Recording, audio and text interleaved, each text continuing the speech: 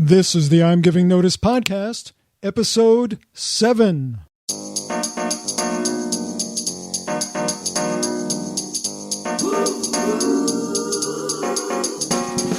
This is the I'm Giving Notice podcast, where you get to take control of life's big three and have the career, relationships, and health that you've always dreamed of. Now, get ready to say, I'm Giving Notice, with your host, Mace Haroff. It's time to take control of life's big three. Hello again, this is Mace Haroff, and welcome to the I'm Giving Notice podcast, where my guests and I help you to take control of life's big three, your career, your relationships, and your health. And today we're going to talk about all three. I have a special guest on this episode. We get to hear from Dr. Joachim de Posada. One of the most accomplished people I know, Dr. de Posada has a PhD in psychology. He is a prolific writer and the principal author of 4 best-selling books, including Don't Gobble the Marshmallow Ever, Don't Eat the Marshmallow Yet, How to Survive Among Piranhas, and his latest book, released this year, is Keep Your Eye on the Marshmallow. His books have sold over 4 million copies. He has a new book coming out that is very relevant to the I'm Giving Notice podcast in the area of relationships. We're going to talk about that today. He is a bilingual speaking sensation who has engaged, entertained, and educated audiences in over 60 countries. He was named one of America's 25 hot speakers by the National Speakers Association in 2009, and his TED presentation has been viewed over 1 million times. Dr. de Posada, welcome to the I'm Giving Notice podcast. Thank you, Mace. It's a real pleasure to be with you. Dr. de Posada, people listen to I'm Giving Notice because they want to take control of life's big three, their career, their relationships, and their health. One of your most popular books, Don't Eat the Marshmallow Yet, is about a principle that affects so many different aspects of our lives. Can you describe that principle? Yes. The Marshmallow Principle is actually, I believe, the most important principle for success. And a lot of your clients and people listening to the podcast probably are aware of the experiment. In case they're not, let me just briefly refresh what the experiment was all about. And what happened was that Stanford University of Stanford, an American psychologist, took 643 children, one by one, placed them in a room with a marshmallow, and he would tell the child, Johnny or Mary, I'm going to leave you here with a marshmallow. If when I come back, the marshmallow is here, you get 2. If you eat it, you get nothing else. Now, to tell a 4-year-old kid to wait 50 minutes for something they like, it's equivalent to you and I wait for 4 hours for a coffee. Yeah. A cup of coffee. It's a long time. Exactly. Mate. So what happened? The door closes and 1 out of 3 did not eat the marshmallow. But 2 out of 3 ate it 5 seconds, 10 seconds. They could not wait. Half a minute, 1 minute. 2 out of 3 ate the marshmallow before the 15 minutes. So what happened? 15 years later, a follow-up study, and what did they find? 100% of the children that did not eat the marshmallow, they were all successful. Their SAT exam was 213 points higher on average than the kids that ate the marshmallow. They had good grades. They were doing great. So imagine, the kids that ate the marshmallow, they were not doing that well. Many of them did not make it to the university. A lot of them made it to the university but dropped off. Some had bad grades. Just a few. Something changed them, and they were doing okay. So what was the magic? This is the most important factor for success. So what happened? The kids who didn't eat the marshmallow, what was the difference that allowed them to be successful?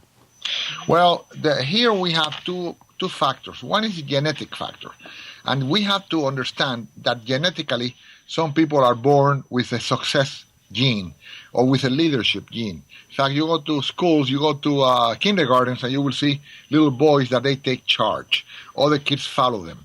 And, that's not learned. That's within them. So part of it is genetic. However, we're talking here about emotional intelligence. So this can be learned. Some of the children that did not eat the marshmallow, something changed them. It was a coach, it was a father, it was a mother, it was a teacher. Someone taught them how to delay gratification, how to have self-discipline, and that, of course, changed their lives. So it is an emotional intelligence factor that can be taught, but that is difficult for those that don't have it genetically. It, of course, is difficult to change, Mace. Those kids that were part of the experiment, they're now 45, and now they're being studied. And in fact, I was looking at some of the results of that study last night, where they were going back to those kids which are now 45, and you know what, Mace? Most of them had not changed. Most of them still eat the marshmallow, and they have paid a very, very big price in their lives because they were always looking for immediate gratification. Wow. So I find that very interesting, Dr. de Posada, that I would think as people matured and they understood the importance of being able to delay gratification, that many of them would do it. But what you're saying is it tends to pretty much, it remains throughout life in most of them. Exactly. It remains, most of the kids now, adults, it remained. You know, it's interesting. January comes by, and people will buy a membership in a gym for a whole year. Right. And you know what the average visit to a gym is in the United States? 5 visits, and they stop going. Well, wow. Well, those are really good gyms. You know, if you could get into shape in 5 visits, I want to go to that gym. Exactly. So it means that people will react, and they want immediate results, and if they don't have them, then they'll quit. Well, let's jump into that, because you brought it up. Health is one of the areas that we cover on I'm Giving Notice. And it always seemed to me that a big challenge with people and their health when they're trying to adopt healthy behaviors is that things don't happen fast enough. Let's talk about eating and dieting. Does dieting have anything to do with the Marshmallow Principle? Absolutely. People that ate the marshmallow at 4 are more prone to be overweight, more prone to have health issues, because they cannot resist temptation as well as the kids that did not eat the marshmallow. Now, just to be clear, it's not the marshmallow itself that caused the problem. It's the Marshmallow Principle. Exactly. It is a Marshmallow Principle. It's the inability to delay gratification, which, by the way, if we're talking about health here right now, as your question leads me to, there's some kids at 4 that knew that if they looked at the marshmallow, they would eat it. So they devised a strategy in order not to eat it. And that strategy was look away, go under the table, play with their pants, draw stuff in the imaginary lines in the table. In other words, do things that would take their mind away from the marshmallow. Well, this also pertains to health. If you, for example, have difficulty in resisting temptation, you would need to start thinking about alternative modes of behavior that would allow you to reach your objective. So let's say that you have difficulty in controlling yourself when you see sweets, right? Okay, like chocolate, like pancakes, like key lime pie. A key lime pie, which is a very popular one. Well, what you would do is then at home you do not keep key lime pie in the refrigerator. I can't have it anywhere near me. Exactly, and then by not having it near you, you will accomplish the objective of not eating key lime pie all the time, which is bad for your weight. So you start devising strategies based on your own psychology. That's why it's so important, and I always tell people, know yourself. What are your strengths? What are your weaknesses? And then you manage your strengths in order to give you more success, but you also have to compensate or eliminate your weaknesses so that then you can have a better sailing towards your goals. What about people who don't like exercise? I was in that category for a very long time. I've been able to make it a habit almost out of necessity now. But most people, you talk about the person who buys the gym membership on New Year's Day, they go 5 times and they quit. What type of thinking change or behavioral change can someone implement to make themselves exercise? Well, there are many techniques. For example, you could put put a picture of someone that you would want to be like in the refrigerator every day so you can see it. If you have difficulty in keeping the schedule of going to a gym, then you can have a little note in your car saying park away from the door, and you're going to park away so you can walk far away from the parking spot to your place where you're going. You can, for example, if you're going to a third floor, you might decide, you know what, I'm always going to use these stairs when it's less than 5 floors. Or if you are strong enough, then you say, I'm going to use the stairs every time I have to go to a building. And that way you're starting to exercise in the daily routine, which will be of help to you if you are not able to maintain the gym schedule. So it sounds like we need to remind ourselves continuously, otherwise we forget and we just fall back into the old behaviors. Exactly. I recommend that you have reminders set up everywhere possible so that you are constantly reminded. It could be in the refrigerator, it could be in your car, it could even be an alarm in your phone or a message that you send to yourself or an email that you send to yourself saying you need to be at the gym today at 5 or you're going to be playing tennis at 6:30. In other words, reminding you constantly until it becomes a habit. You know, it's pretty much accepted, Mace. It's pretty much accepted by the psychological community that you need at least 21 reinforcements changing your habit in order to become a new habit.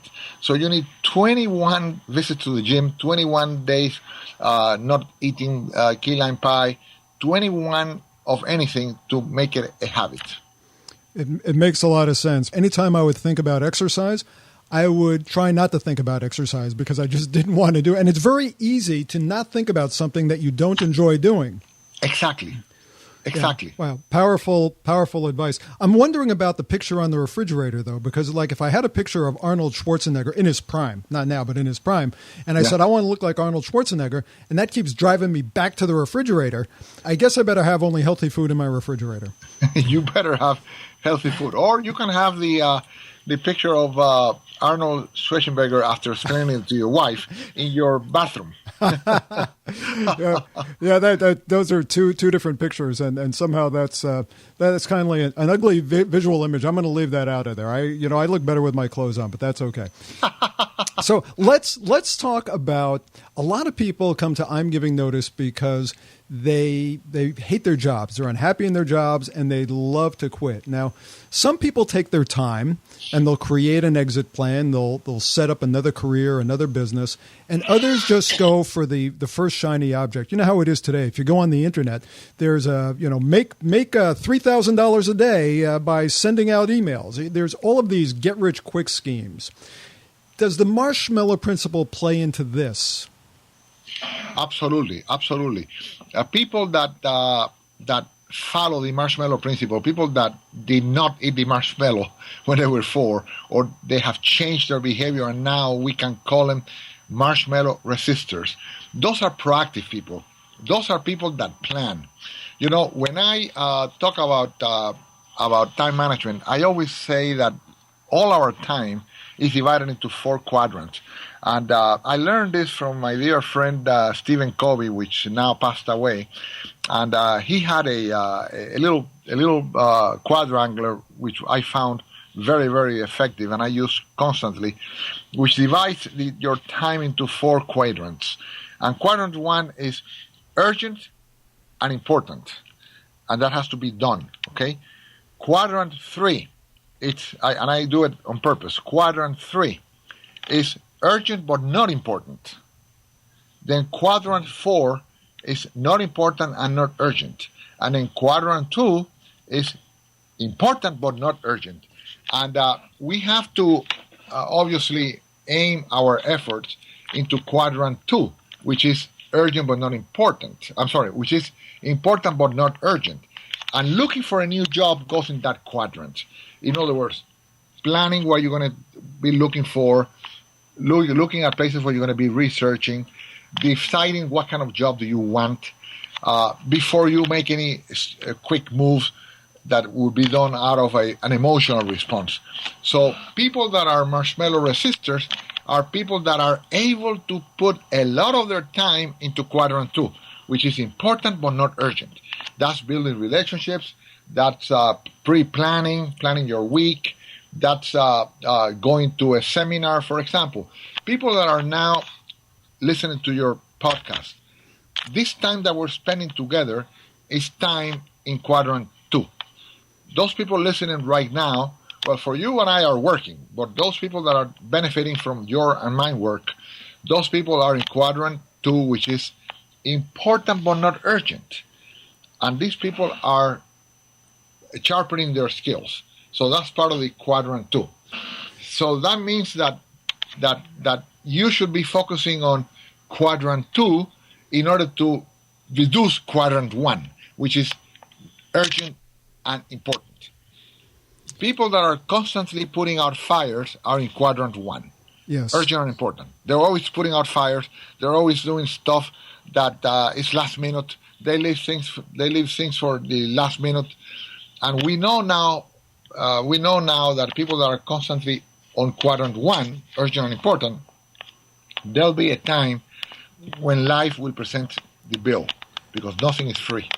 You know life what? will present the bill. Yeah. Joachim, you just described in quadrant 1 the typical life of corporate employees. They live in quadrant 1. Everything that they deal with is urgent and important. That's their life. They're really reactive. They wait for something to happen and they react to it.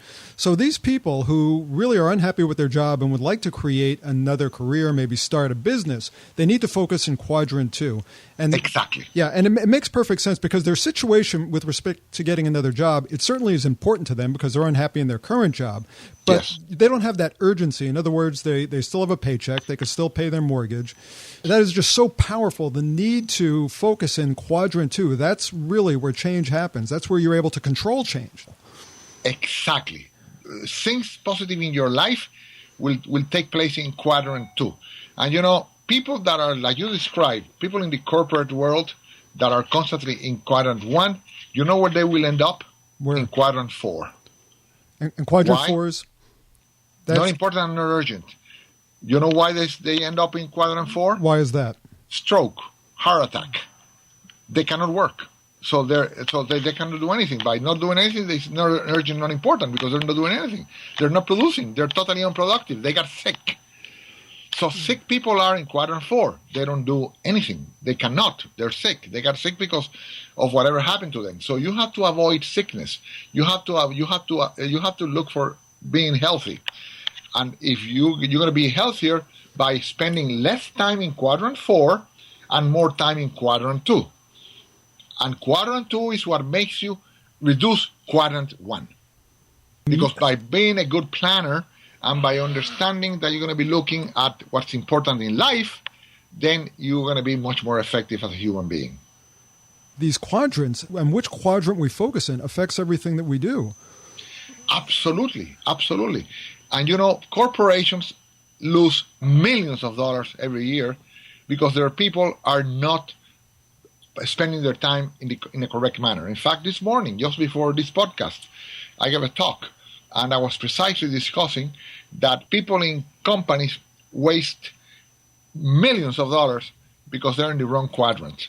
And in fact, I discussed a case of a person that by always being in quadrant 1 and reacting to everything late, they had to submit a bid for a big contract. It was a $20 million contract. And guess what? The bid arrived 5 minutes late at 5:05. The office was closed. And that person later learned that he had the winning bid. And it was a $20 million contract, $20 million contract.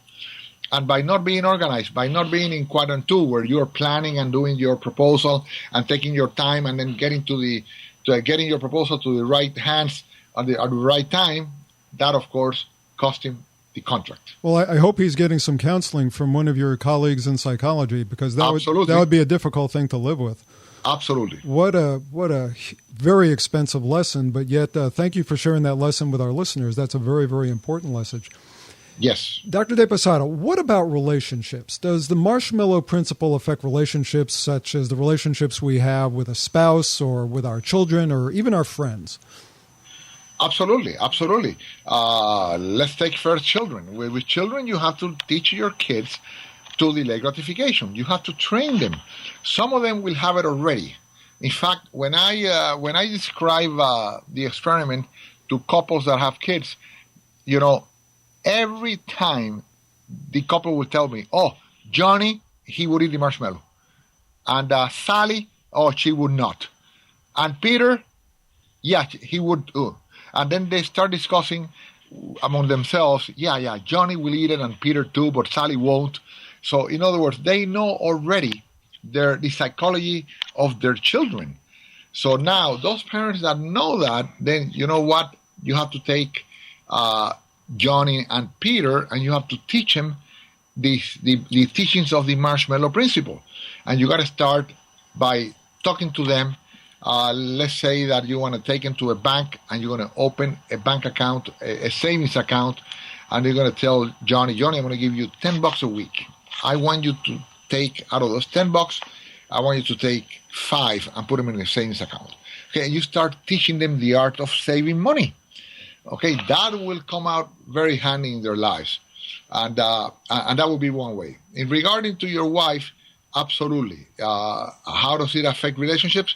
Well, when you compromise with your spouse, you're not eating the marshmallow, because your normal tendency is for you to have immediate gratification, and if you're always looking for immediate gratification, that will come at the expense of your spouse. So your spouse will be paying a big price every time you go for your immediate gratification.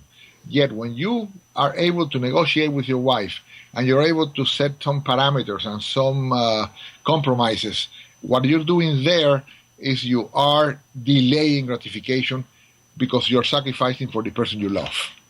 I've never, ever looked at relationships that way in terms of delaying gratification. But it's obviously it's true, because we want the immediate fix. If we're having an argument, no, I'm right. That's the end of it. I don't want to talk about it anymore. Exactly. And that just ends it. But it doesn't solve the problem. But it makes us feel good because we don't have to wait for a solution to the problem. Even if it's not the best solution, we don't have to wait. Exactly. Right now, in one of the companies that I am a consultant for, when I give them psychological testing and stuff like that, and right now I'm working with a couple. He's an executive in the company, and she's a lawyer, and he has a very high need of immediate gratification. So we're working with him because obviously he wants everything now, and he will go after it, sacrificing the wishes of his spouse, and that's causing problems in the marriage, and that causes problem in his job. Okay, he's now facing a situation where by wanting the immediate gratification, he is losing out on some aspects of his job that he has to perform. Yeah, Joachim, that is so powerful, because one of the things that I realized is that life's big three: your career, your relationships, and your health. You can't really separate them because each one affects the other. And you just described the perfect mechanism in the way that happens, but from being able to understand it from the standpoint of delayed gratification. Very, very cool. Tell me about the new book that you're coming out with. What is the title of the book? Okay, my new book, which is now precisely, I sent the proposal again after being edited to my agent precisely yesterday. And it's called Love, Dad, How to Divorce Your Spouse Without Divorcing Your Kids. And it has to do with the way I brought up my daughter, teaching her the principles that I teach in my speeches. And the book is based on 3 very important principles that I taught my, actually three agreements I made with my daughter in order to be able to win her love throughout my life. What is your daughter? What is your daughter's name? My daughter is Caroline de Posada. She's a very accomplished lawyer. She's so successful because I made sure that when she was growing up, I made 3 promises to her. One of them, by the way, is taking her to the NSA convention every year, which you have attended many, many times. Tell everybody what NSA stands for so they don't think it's the other NSA. Exactly. Some of your listeners will think it's the National Security Agency. And they will even be afraid of listening to us because we're going to be spying on them, right? I may have just lost some listeners. So before they tune out, it's a National Speakers Association, and as you know, there's a youth program. In other words, speakers that will talk to our kids, explaining to them our profession, so they understand that we're doing a common good, we're doing a good for humanity, and sometimes we have to be traveling, and that's time we take away from them. So the youth program is to teach them that we're doing that and that they're partners to us. We're a team. And they understand that sometimes they're sacrificing their dad or their mother's time in order for it to be given to other people that need it. And they feel part of the equation. So I promised her that I would take her with me on the first NSA convention when she would turn 12. That's the age where the youth program, where you can attend as a child. And she loved it so much that I had to take her 12 years in a row, from 12 to 24. Wow. But that did wonders for her because it taught her how to speak in public. It taught her principle. It taught her character. And my daughter went on to win the high school speech contest. And then she also her team won the U.S. Constitutional Law debate, which was awarded in Washington, D.C. by the Supreme Court judge. And I attribute that to NSA, to what she learned during the NSA. But the whole reason that you took her to NSA was to be able to spend time with her. And exactly. I wanted quality time, 4 days with her, where she would go to a session, I would go to mine, and then we would discuss what we learned. And every year we would do it, and it would be time that would be only for us. That she found to be very important in her upbringing, and me too. Joachim, you're truly an international speaker. I mean, you probably spend more time outside the country than you do in the country speaking to corporations and associations all over the world. Yeah. With that type of a travel schedule, that meant while Caroline was growing up, you spent a lot of time away from her. Exactly. How did you manage that from a relationship perspective? Especially, I assume by the title of your book that you were divorced. So how did you maintain that relationship with Caroline while you were traveling the world? Exactly. Well, with promise number 1, which is the NSA, and then promise number 2 was that I promised her that I would send her a postcard from every single city I was in order for her to see what I was seeing, in order to see the monuments, the museums, stuff that I would be looking at. I would send to her with a little note in the postcard describing it, or telling her that she was going to come with me someday in the future, and we will be coming together. So that kept her in the loop of what I was doing. And then promise number 3 was that I would call her every single day from every city that I was in. She would get a phone call from me every single day. And that, of course, worked very well. I heard her voice every day. And then when cellulars came into being where they could call you, I promised her that I would always keep my cell phone open in case she would call me. And Mace, 5 times in my career, she called me in the middle of the speech. While you were on stage? Exactly. In fact, I think you were in one of the speeches that I was giving in Florida Speakers Association when she called.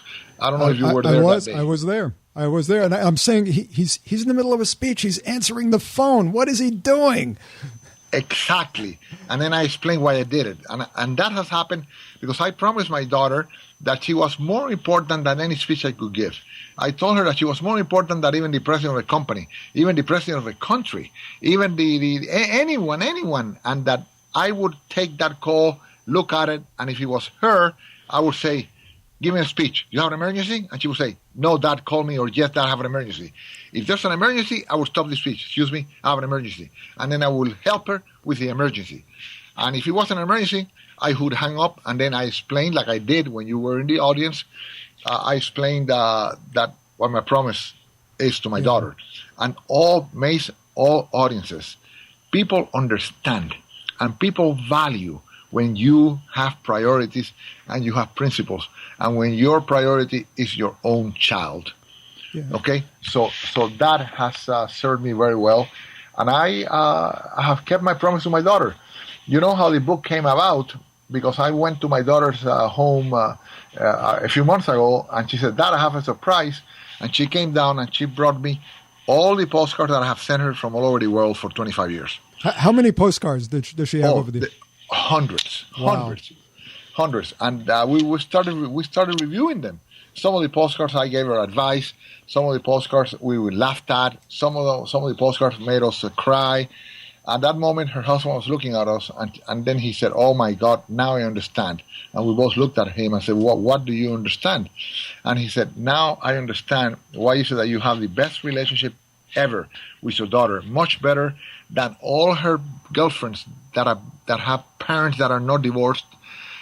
From all my friends, my family, anybody's family, I never seen a better relationship with you and your daughter. And this is a secret that you have to tell the world." So at that moment, we decided, you know what? Let's write a book. That's what the book will be all about. Right. So Carolyn is authoring the book with you as well. Exactly. Oh, wonderful. It's her and my book.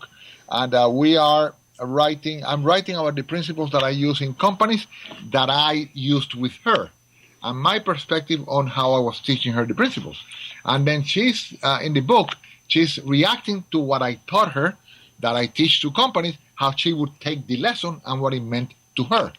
So sometimes I thought I was teaching her A, and in fact, my daughter was receiving a lesson in B.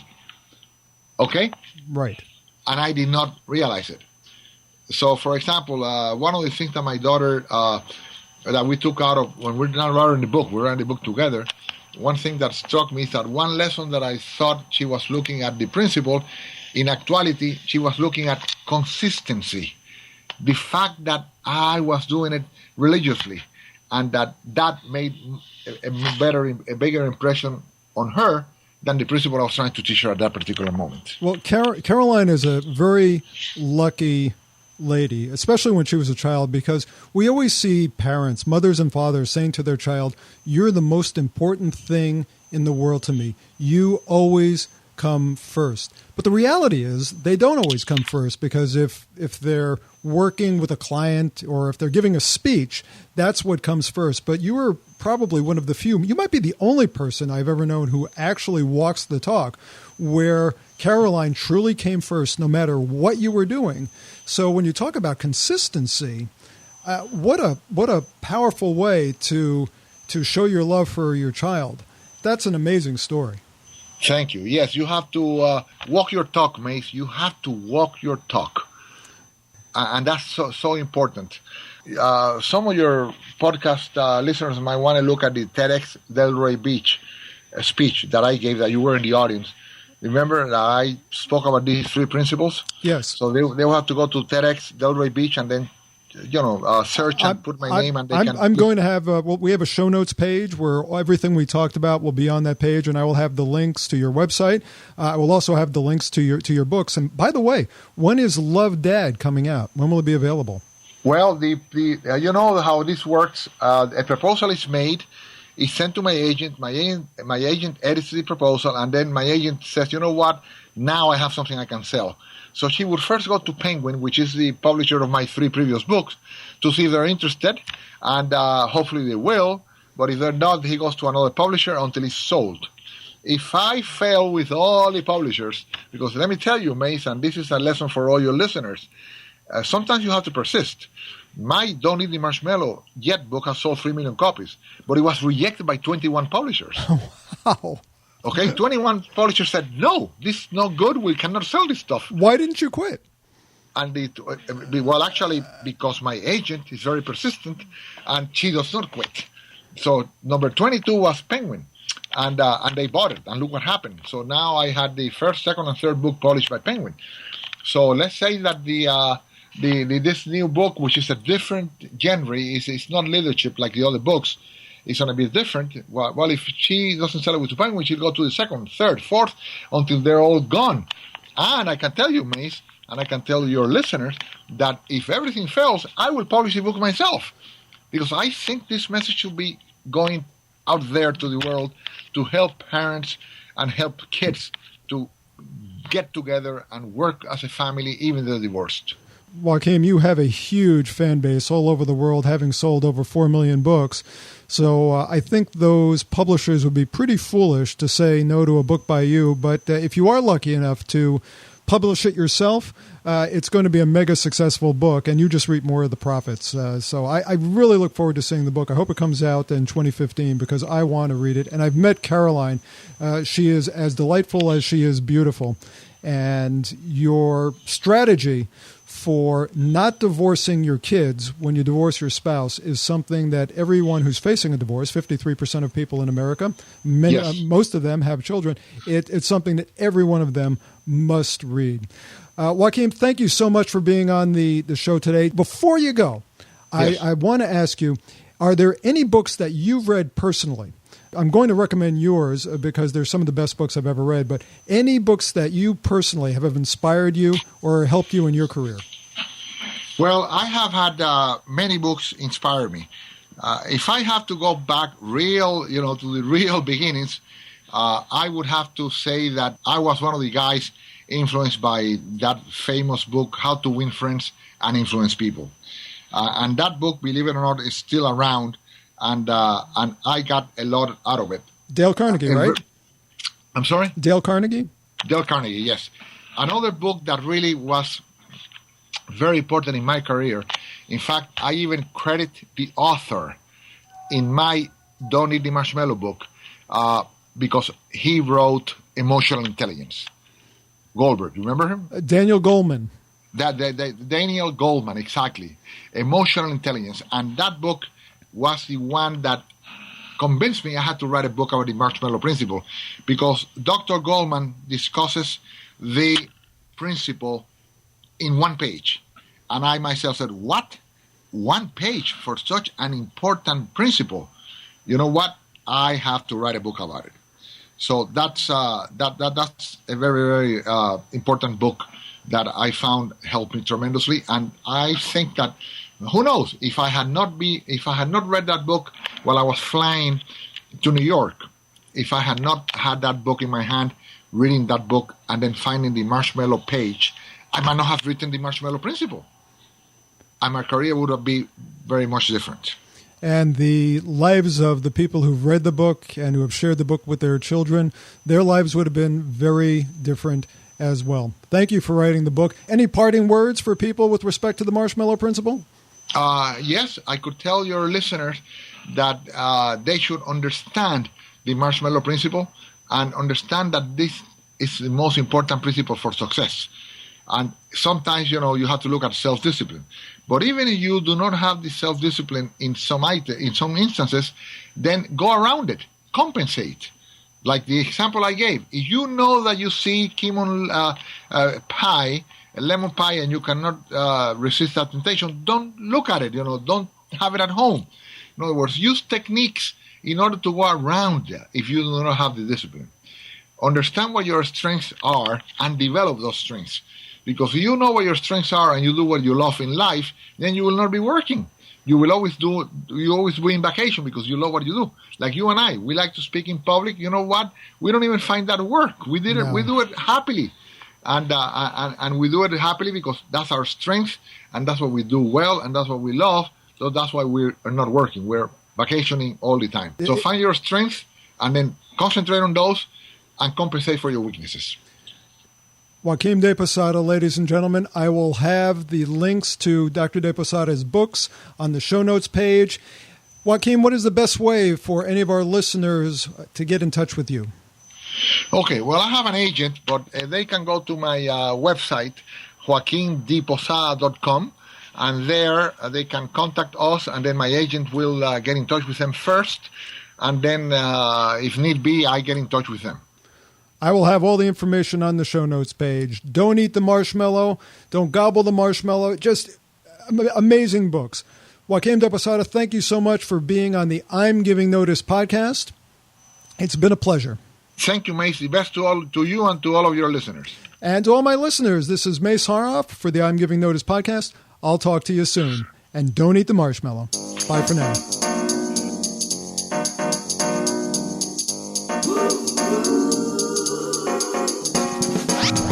This has been the I'm Giving Notice podcast with Mace Haroff.